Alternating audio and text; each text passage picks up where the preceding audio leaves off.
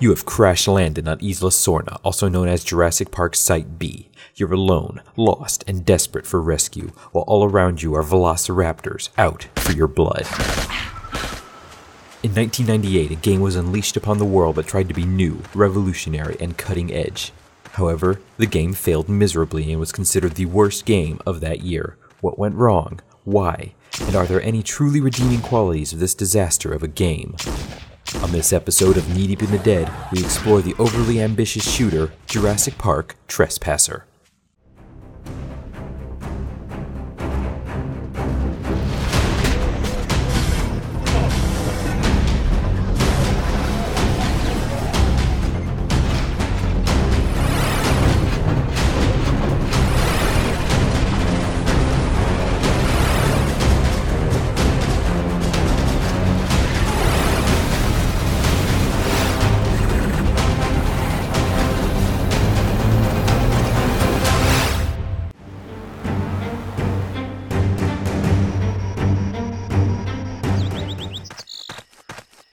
Brachiosaur, oldest of our recreations by 50 million years.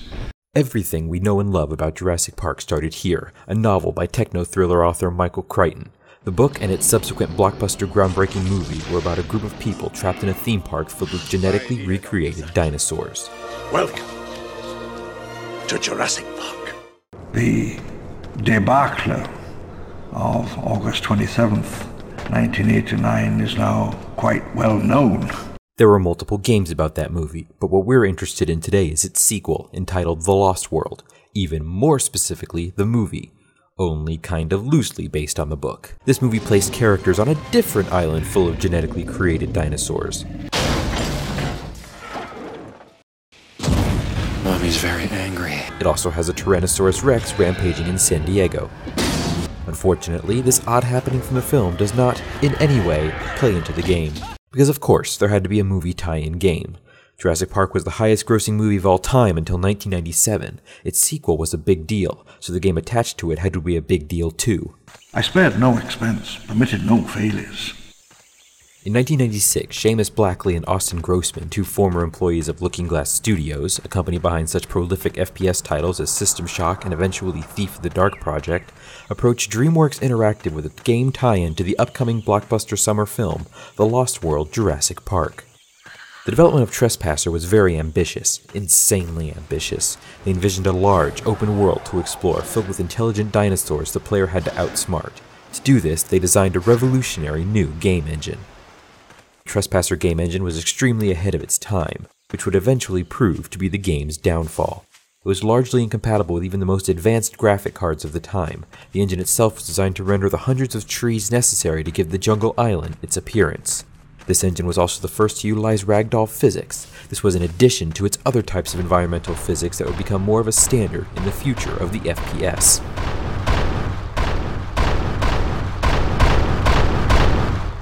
The game's development also had a goal of an advanced dinosaur artificial intelligence, one that thought and even had emotions based on the situation it was in. This would all be conveyed through a new form of animation that had no pre-established animation, but instead movement would be dictated by the enemy's AI. The dinosaurs would all have individual moods that would change based on your actions. The last major goal was immersion for the player. So that's what that feels like. Trespasser had no interface. Ammo counters were relayed by the player character and telling you how many bullets are left. 6 rounds. While the health bar is a conspicuously placed tattoo on her breast.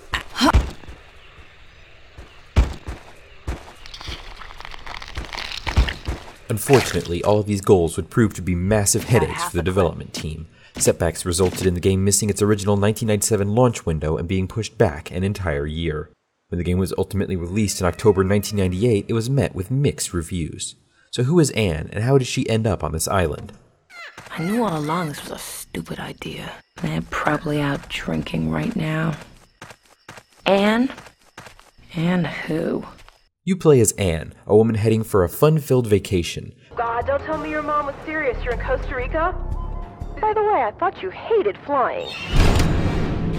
By fun-filled, I mean air sickness, air crash, and falling onto an island filled with an ecosystem-destroying number of carnivorous dinosaurs. nearly empty. The story itself is told entirely from Anne's point of view, with the exception being the opening and closing cinematics. Anne's not the only narrator, though. The late great Lord Richard Attenborough reprises his role as John Hammond. A forest this wild, this unknown, has not been seen by any human since the great hunters of the early Pliocene. You hear Hammond narrating passages from his memoirs about the creation of Jurassic Park all throughout the adventure. Wouldn't the dinosaur blood be preserved as well? And here we run into our first bizarre element of Trespasser. As Anne explores the island, each location brings up narration from Hammond. This is actually kind of neat. It gives you some reference to the first film and expands the world of the game. In a quiet, locked room, the extinction of species, the history of life on Earth, is being methodically reversed. The problem is that sometimes Anne responds to these. Site B became the most powerful genetics facility in the world.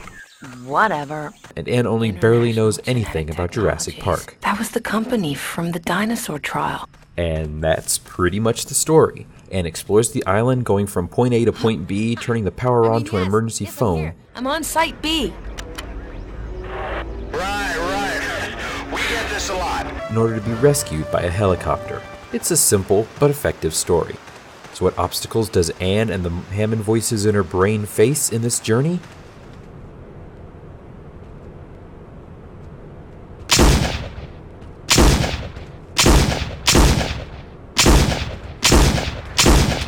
Velociraptors. That's it. With the exception of maybe 2 sequences where you shoot a large dinosaur with a mounted gun, and one where you watch 2 T-Rexes stumble around. Other than those 2 outliers, the only enemies are velociraptors. Dumb velociraptors. This is where we run into the first of the many unfulfilled goals in Jurassic Park Trespasser. The dinosaur emotion system, it didn't work. Despite months of work on the part of the AI development team led by Andrew Grant, it faced massive bugs. The dinosaurs had huge mood swings. They ended up having to set all the dinosaurs to being permanently angry. The real-time animation system, it wasn't applied to the proper skeletons. The raptor skeletons were designed for 2-legged humans, and when they move, it's a little bit awkward.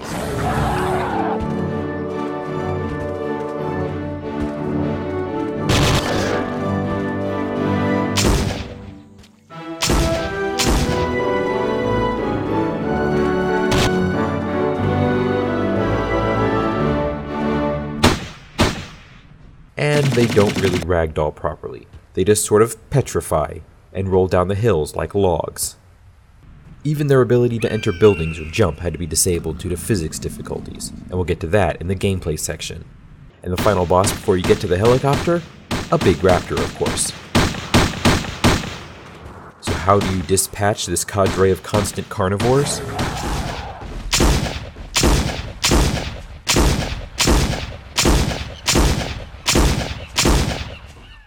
I'll say this right now. Due to the control gimmick the game employs, the weapons are stupid and useless. For my playthrough, it boiled down to this. Does it rapid fire? If it didn't, it got tossed. That's it. To the game's credit, it does have a variety of weapons ranging from revolvers to pistols and shotguns to rifles and even tranquilizers. But like I said, they don't matter. So we're not going to talk about the different guns. Instead, we're going to go straight to the gameplay section and talk about the core gameplay elements that makes using these guns completely useless. So here it is, the big chunk of the game and why the entire thing crumbles in on itself from the very start. The main reason that Trespasser doesn't work is its core gameplay is unbalanced and poorly implemented. This lies primarily at the feet of the decision to give Trespasser a unique control scheme. Rather than how it's done in traditional FPSs, Trespasser gives you a separate control for Anne's arm. But the arm itself is rather oddly jointed, with no real limits to the bones. This allows you to flail the arm like a piece of spaghetti. Issues getting the left arm to work, or for the control to even make sense, fell apart, leaving it to be a broken arm in the story. The core problem with this mechanic is that it makes aiming with any of the weapons nearly impossible. With the pistols, shotguns, and even some of the machine guns, it's somewhat passable. You can point it vaguely in the direction you're aiming and fill the approaching raptor with many bullets. This fail arm control also lends its insanity to the other core issue with Trespasser's gameplay, the physics engine. First, I want to get this out of the way. Trespasser having a physics engine, even one as rudimentary as this, is a phenomenal development, not only in FPS history, but in game history. Considering game physics wouldn't be fully mainstream until about 6 years later with the use of the Havoc physics engine in Half-Life 2, and that's only after 4 years of development, this in-house creation of a physics engine should absolutely be commended. I just really wish it actually worked. At all. The biggest problem with the physics engine is that every object in the game is captured within an invisible box. When the two objects collide, they don't actually hit or even stop their movement. Instead, they repel using a force known as the penalty force method. This makes stacking objects for the multiple jumping puzzles nearly impossible, let alone attempting to even jump on those stacked boxes. Remember when I mentioned that they had to disable raptor jumping and entering buildings? That's because of an issue called interpenetration. This is when two objects in a physics engine get stuck and can't be pulled apart. Many of the physics elements were disabled to avoid this. These two elements made the game nigh unplayable at times, and these were just issues under the hood. Playing the actual game was an exercise in insanity. One thing I learned after completing my playthrough is the fact that Anne has a way to store items. I was not aware of this, which led to many a scenario wherein I dropped my gun in order to carry a keycard clear across a map to open a door.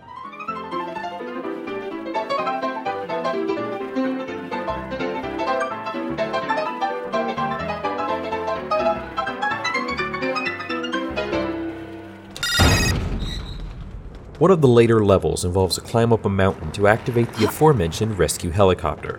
There's platforming. A lot of platforming. And the physics combined with the lack of Anne's feet made this a nightmare. Of course, the character model of Anne was also missing a head. And a lower torso. And a left arm. And legs. This combined with a lack of weapons at this point made each level a slog. There were times when I just had to run and pray the AI would turn dumb and not chase me, which was often the case.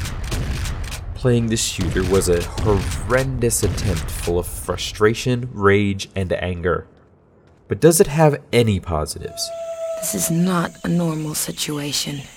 Well, the world is terrific, and they did capture locations very well, creating an interesting open world when other shooters were still working largely within linear corridors. This does capture the vibe of exploring an island long abandoned by people and taken over by dinosaurs. There's also another huge positive and important lesson that Jurassic Park Trespasser teaches us. They never stood a chance. It can be said without a shadow of a doubt that Jurassic Park Trespasser was an overly ambitious game that failed in almost every aspect it attempted to achieve. It was ultimately received very poorly, and some even dubbed it the worst game of 1998. That's it. But this is a lesson in and of itself that we would be very wise to learn from. Trespasser was ahead of its time on a lot of accounts. The rendering of the island, the AI, and especially the physics were established and attempted before they were thought to be fully possible to achieve in a video game. The technology, the real trick of it, is still in there. More importantly, Trespasser teaches us the lesson of unrestrained ambition hampered by a complete lack of grounding and understanding of limitations. The lack of a clear direction was obvious, but the vision of an immersive and different world from what other FPSs were offering was clear. It was all just lost in the execution and hampered by the technological limits of the time. In fact, there are multiple independent mods that fix and enhance many of the aspects of Trespasser, and perhaps we'll revisit them one day here on the show. Maybe we'll eventually find the game they wanted at the start. For now, though, we'll depart Isla Sorna for greener pastures, perhaps pastures in a galaxy far, far away, where we learn what it means to be a Jedi Knight. And until next time, I'm FP Shooter telling you to game on, aim well, and take care.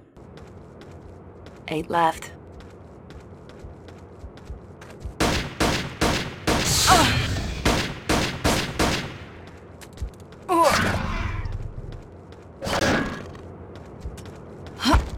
Whatever.